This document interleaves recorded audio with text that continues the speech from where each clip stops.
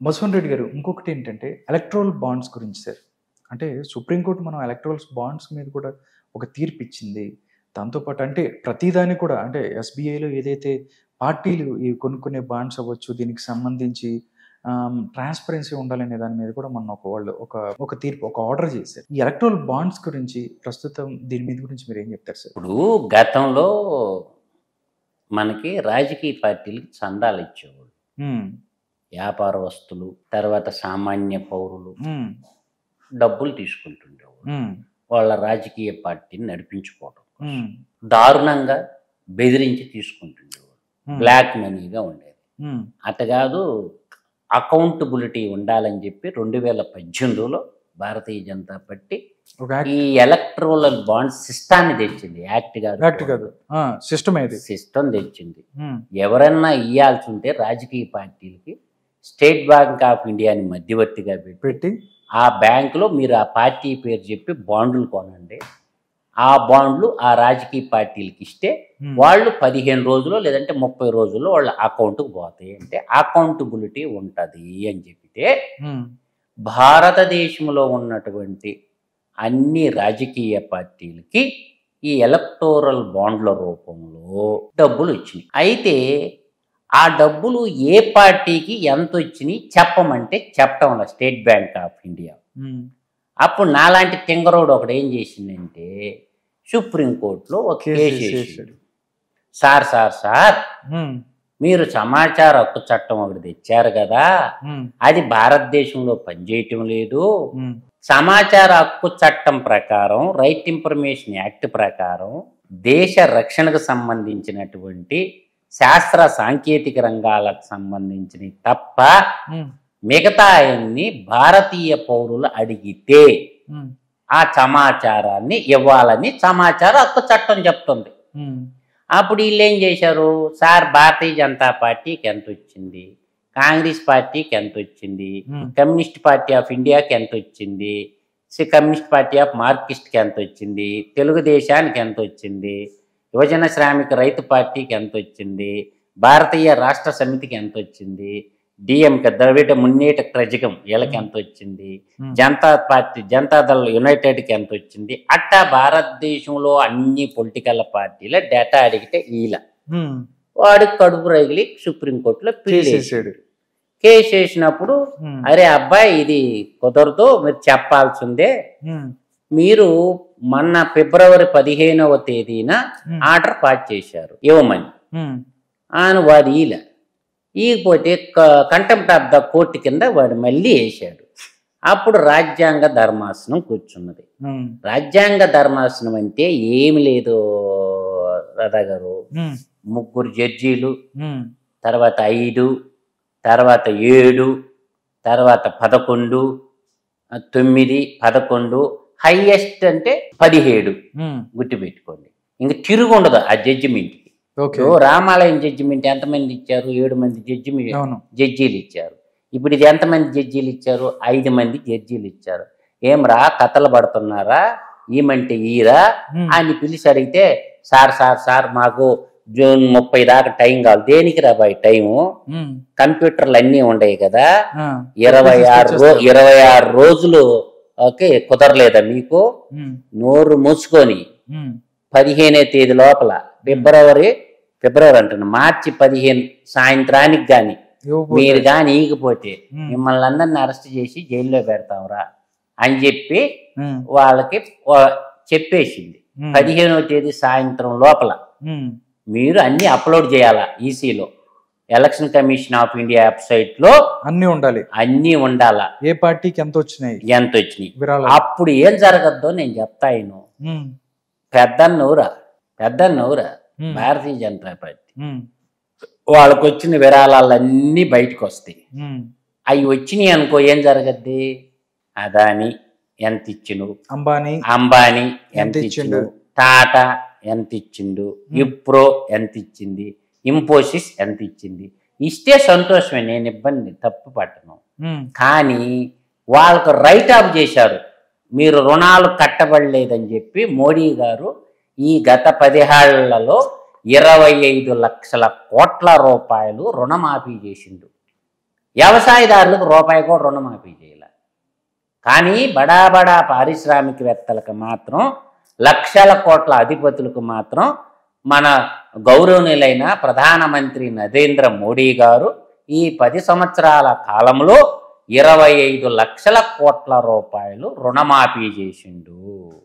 ఈ భారతదేశంలో 65%కి ఎంప్లాయ్మెంట్ ఇస్తూ, ఈ దేశ ప్రజలందరికీ ఆహారం తీరుస్తూ, పశువులకి, పక్షులకి, క్రూర మృగాలకి, వన్య ప్రాణులకి అందరికీ ఆహారం పెడుతున్న రైతన్నకు మాత్రం రుణమాఫీ చేయడు.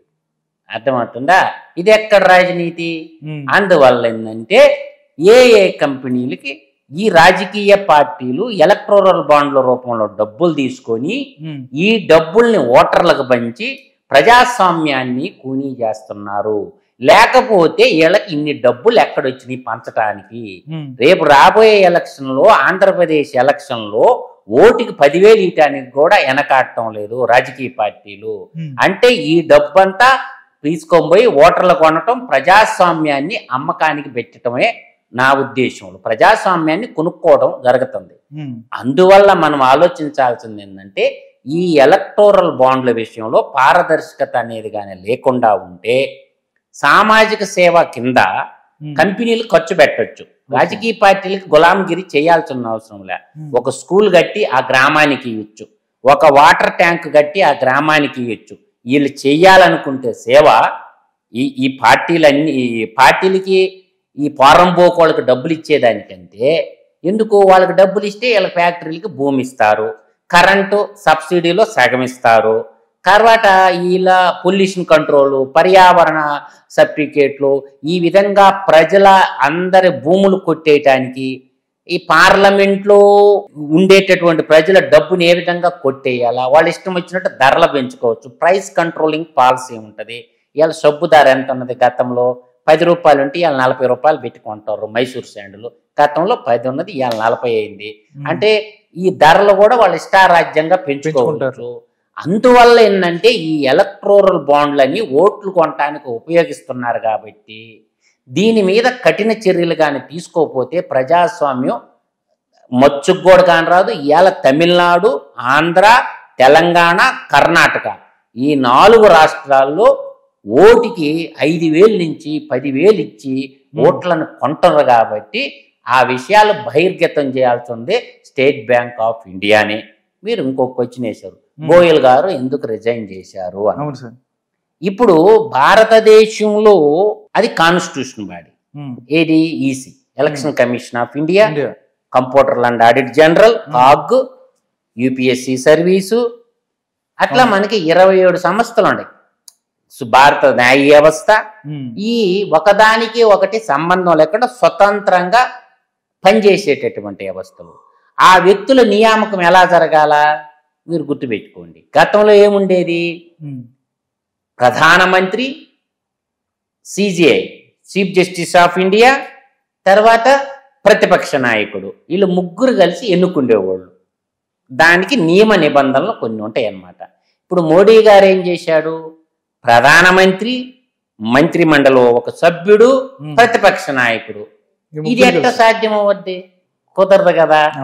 అంటే మన ఇష్టారాజ్యంగా మనం మెజార్టీ వాళ్ళు అయిపోతారు, ప్రభుత్వంలో ఉండేవాళ్ళు మెజార్టీ అవుతారు. అందువల్ల ఏంది? దేశ ప్రధాని, సిజిఐ, ప్రతిపక్ష నాయకుడు ఉంటాం కరెక్ట్. వాళ్ళు ముగ్గురుండి ఆ ముగ్గురు 3 మెంబర్ ముగ్గురిని సెలెక్ట్ చేస్తే దాని కింద సభ్యుల్ని చేసుకుంటారనమాట. కాబట్టి ఇప్పుడు ప్రజాస్వామ్యాన్ని పక్కన పెట్టి ఏకస్వామ్యంలోకి భారతదేశం వెళ్ళిపోతుంది. కాబట్టి ఈ నియామకం అనేది రేపు ఎలక్షన్ సార్వత్రిక ఎన్నికలు వస్తుండే కాబట్టి సార్వత్రిక ఎన్నికల్లోపు వీళ్ళని అపాయింట్మెంట్ చేయాలి కదా. చేయాలంటే ఇప్పుడు ఏకలింగం ఉన్నాడు, ఇంకిద్దరు లింగాలను తీసుకురావాలా. వాళ్ళకి ఏం చేయాలి? యాక్చువల్గా ఎలక్షన్ కమిషన్ వాళ్ళు ఎట్టుండాలంటే లా అంటే సుప్రీంకోర్టు జడ్జి హోదా ఉండేవాడు ఒకడు ఉండాలా, తర్వాత అడ్మినిస్ట్రేషన్ తెలిసిన వ్యక్తి, ఐఏఎస్ కానీ ఐఆర్ఎస్ చేసినటువంటి ఒక వ్యక్తి ఉండాలా, ఇంకొక వ్యక్తి ఎకనామిక్స్ కానీ కంట్రోల్ ఆడిట్ జనరల్, ఎకనామిక్స్ కానీ కాగు అంటే అకౌంట్స్ సెక్షన్కి సంబంధించిన ఈ ముగ్గురు ఈ విధంగా సెలక్షన్ చేసుకుంటే కరెక్ట్గా ఉంటుంది. అందువల్ల ఏంటంటే కొంతమంది నిజాయితీ పరులు అన్నటువంటి వ్యక్తులు చట్టానికి వ్యతిరేకంగా, రాజ్యాంగానికి వ్యతిరేకంగా తల దించుకొని బతకలేక మనకెందుకులే ఈ తిప్పలో రిజైన్ చేసి వెళ్ళిపోతే వాళ్ళకి నచ్చిన వాళ్ళు పెట్టి ఎలక్షన్ చేసుకుంటారు అని చెప్పి నా ఉద్దేశంలో ఏంటంటే గోయల్ గారు తల వంచి పని చేయకుండా తప్పుకున్నాడని మాత్రం నేను చెప్పగలను. రాష్ట్రపతి కూడా వెంటనే ఓకే చేసింది. రాష్ట్రపతి చేతులు, రాష్ట్రపతి కీలుబొమ్మ. గవర్నర్లు రాష్ట్రపతుల గురించి దేశానికి ఉండేది ఇద్దరే మంత్రులు, ఒకరు ప్రధానమంత్రి, రెండో వాళ్ళు ముఖ్యమంత్రి. ఇంకా మిగతా అంతా డమ్మీలు. దేశానికి నా దృష్టిలో ఉండేది ఇద్దరే మంత్రులు, ఒకరు ప్రధానమంత్రి, ఇంకొకరు ముఖ్యమంత్రి. మిగతా అంతా డమ్మీలు, డూడు బసవన్నలు. ప్రధానమంత్రి ఆడ సంతకం పెట్టమంటే ఆడ పెట్టాలా, ఏ ముఖ్యమంత్రి ఆడ సంతకం పెట్టమంటే ఆడ కూర్చోవాలా. ప్రధానమంత్రి సిట్ అంటే సిట్టు, స్టాండ్ అంటే స్టాండ్. ముఖ్యమంత్రి కూడా సిట్ అంటే సిట్టు, స్టాండ్ అంటే స్టాండ్. లేదంటే నిన్ను మంత్రివర్గం నుంచి బర్తరఫ్ చేస్తా, అంతా నా ఇష్టం అనే విస్తరణంగా ఉంది. కాబట్టి ఈ ప్రజాస్వామ్యాన్ని కాపాడుకోవాల్సినటువంటి బాధ్యత పౌరుల మీద ఉంది. సహజంగా మేధావి వర్గం కూడా గొంతెత్తి మాట్లాడకపోతే ఇటువంటి సంఘటనలు ఇంకా మునుముందు చాలా చూడాల్సి వస్తుందని మాత్రం నేను చెప్పగలను.